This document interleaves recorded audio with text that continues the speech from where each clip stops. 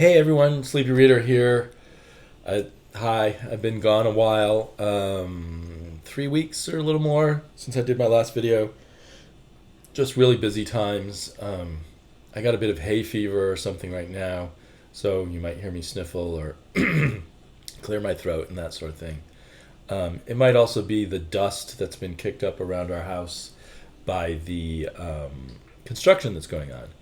But anyhow, a while back, I told Rasa, or Rasa asked me if I could give my thoughts on this Green Lantern Earth 1, Volume 1 by Gabriel Hardman and Karina Bechko, husband and wife team, and Jordan Boyd, their colorist. The same team that's doing a really excellent political science fiction thriller over at Image, and I heard an interview with them. They do have an end in mind. They do plan to come back to it and end it, but some movie work got in the way. What is that series called now? I can't think of the name of it. I had been buying it in singles and then switched to waiting for trades when the story kind of slowed down. But anyway, the quality of the art and the storytelling here, in terms of the visual storytelling, I feel is up to the best of Gabriel Hardman that we've seen elsewhere. So even though this is a corporate project, it felt like he really gave his all to it. My overall, and the coloring is great, and clearly this husband and wife team work very well together. It doesn't feel like, I guess they work together a lot, and so it doesn't feel like there's any struggle here in the writing or anything. It just feels like one good writer writing the story. My overall reaction to it was I kind of enjoyed the first half of the story more than the second half. Not that there was anything wrong with the second half, but the first half had a really strong feeling of kind of classic sci-fi, both kind of older movies if they were done on a bigger budget, older science fiction movies, but also even more so the 1940s, 1950s science fiction where mankind is out exploring outer space, exploring the solar system, and meeting up for the first time with alien races. And the way those old books kind of progressed logically, step by step. They weren't so flashy because there was enough flash just in the science fiction ideas they contained. So I really liked that. I kind of liked the methodicalness of it. And I think what lost it for me, it didn't lose it, I'm sorry. What made it a little more standard in the second half is when we jump up to kind of the high adventure and the big cosmic picture.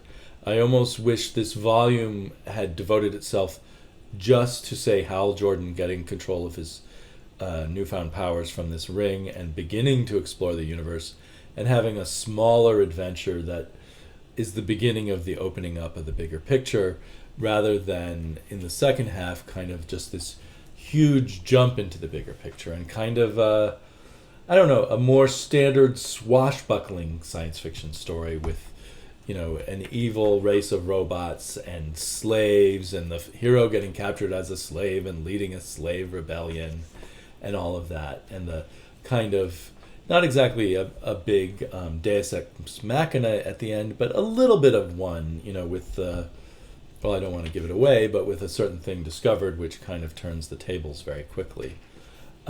Still, even as that kind of more flashy, closer to superhero kind of story near the end, it still retained a kind of unique flavor to it that was quite enjoyable. I just had my hopes raised even higher for the kind of story that you don't at all see in superhero comics being at the core of this story. So it just became a little more superheroic, and I guess how could it not? But I enjoyed the artwork so much that I actually found a website that sells Hardman's artwork, and a lot of pages from this were for sale, and I looked through them. The prices were not too high, it seemed to me, so I was seriously considering buying a page, but I just couldn't find just the page that I really wanted that they had for sale. Not that I've even picked it.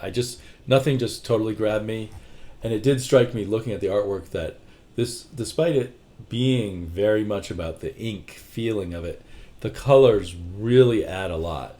And without the color, it's a very different beast. So I'm definitely glad it was a color volume. This is my own obsession with the binding. It's kind of this weird binding. It doesn't completely lay flat. It's got this extra shell around it, but I don't think I don't know how it works, but it's a bit better than the cheaper binding on some DC hardbacks. It's some kind of special binding, but not your really high quality, super expensive binding.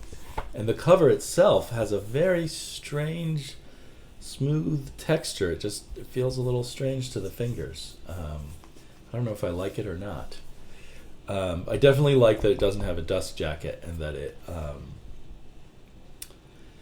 it just has the print right on the hard covers. I really like that effect. And maybe the feeling of these covers, it makes it a matte cover, but one that can't be easily smudged or damaged. It's somehow protected against fingerprints and stuff.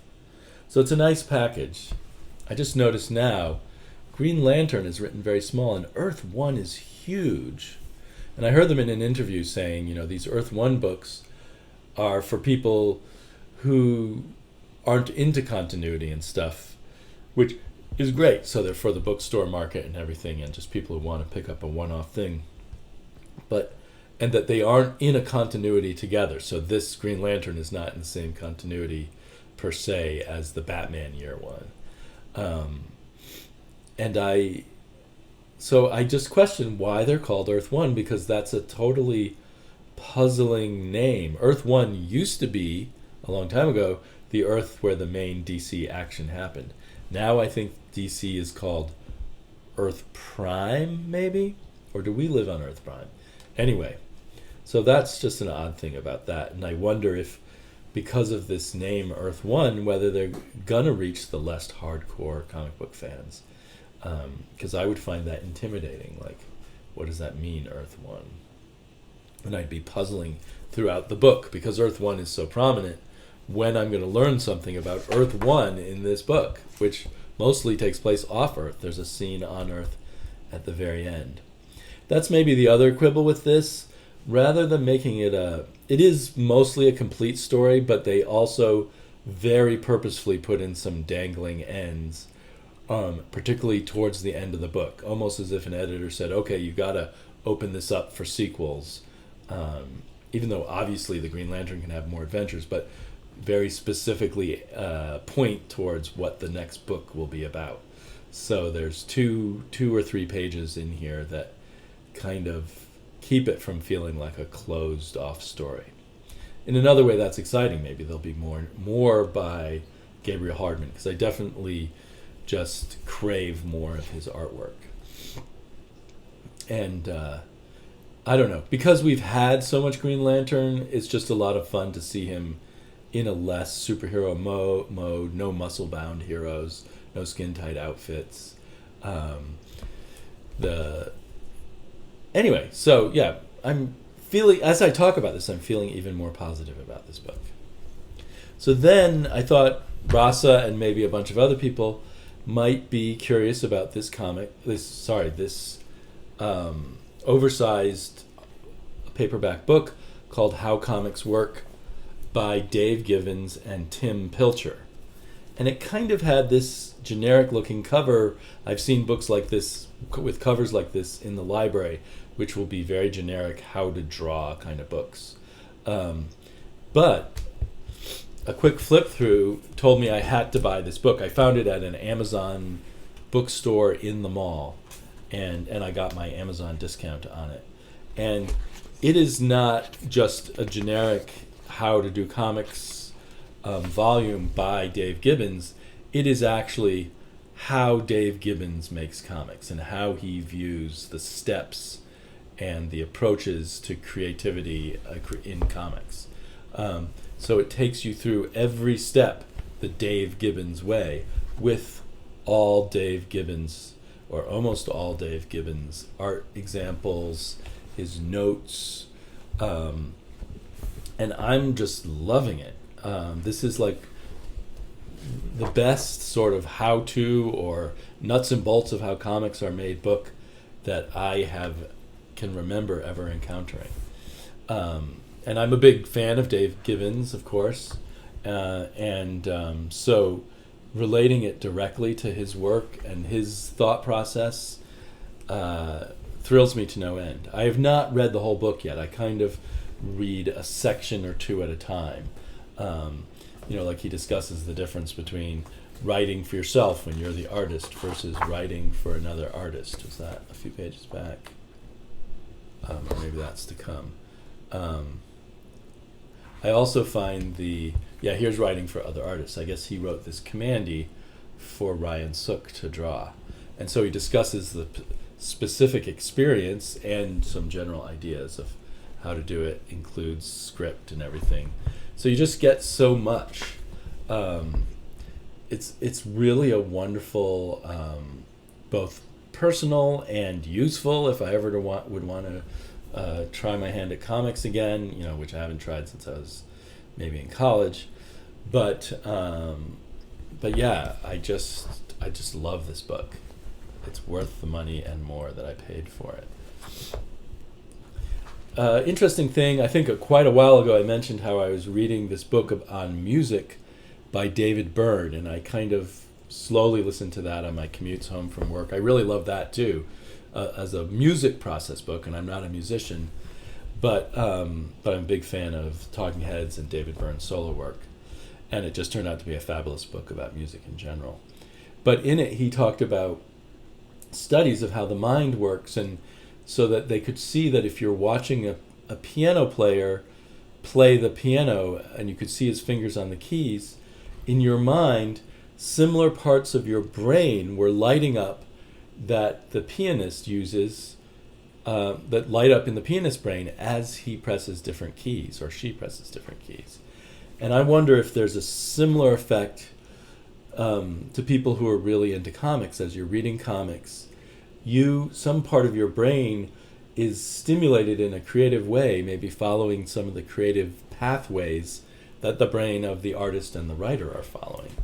And maybe that's why, for some of us, the seeing the process of the artist and everything, it's helping our literal brain pathways have a greater match to what's going on in the comics.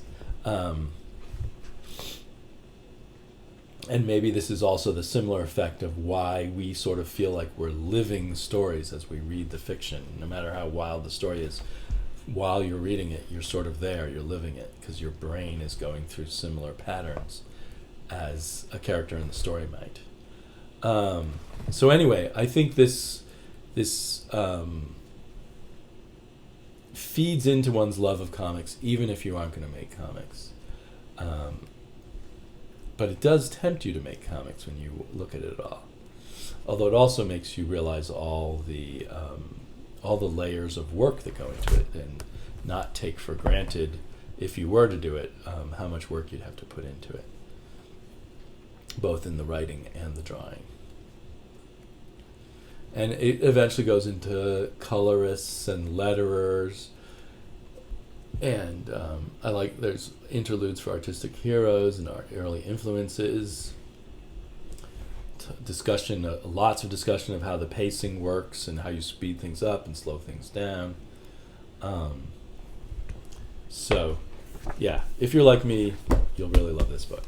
And I just wanted to particularly highlight it because I thought the cover kind of hides its light under a bushel, so to speak. And I heard from Dr. Monkeybot that he knows editors who work at this publisher, and they do tend to put out kind of generic things and then slip in something really cool every now and then. So maybe they would have been worried to slip something in that looked really, really idiosyncratic, but they wanted to put out this idiosyncratic book by Gibbons. The co-author really is just someone who had a lot of conversations with Gibbons and helps clarify what we're seeing, on the page with captions and stuff. So then on to another unusual book even more unusual than it seems. It's called The Art of Adina, and there was already about a year ago, or maybe even a little more than a year ago, a hardback of Moebius's World of Adina, which had never been published in complete form in the United States before. And it was a beautiful book, a hypnotic read. And now, shockingly to me, they put out a book called The Art of Adina. So an art book, a whole art book just about one other book. Imagine if there was an art book, a separate art book volume for every graphic novel that came out. But it turns out it's kind of more than that and less than that. It has a number of new comic strips, so to speak, to the readers of Adina. And yes, Adina is a reference to the Garden of Eden. So at least 4 new comic strips, most of them these silent comic strips. 1 or 2 of them have words.